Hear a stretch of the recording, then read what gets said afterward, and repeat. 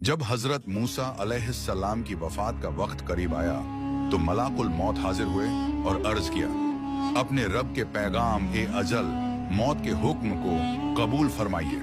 हजरत मूसा अलैहिस्सलाम ने फरिश्ते को एक थप्पड़ मारा जिससे उसकी आंख फूट गई। वह बारगाह ए इलाही में हाजिर हुआ और आर्ज किया, ऐ रब, तेरे बंदे को मौत पसंद नहीं। अल्लाह ताला ने उसकी आंख बहाल कर दी और फरमाया, मेरे बंदे से कहो कि अगर वह किसी बैल की कमर पर हाथ रखे तो जितने बाल उसके हाथ के नीचे आए हर बाल के बदले 1 साल की अतिरिक्त उम्र दी जाएगी। फरिश्ता दोबारा आया। हजरत मूसा अलैहिस्सलाम ने पूछा, फिर अंजाम क्या होगा?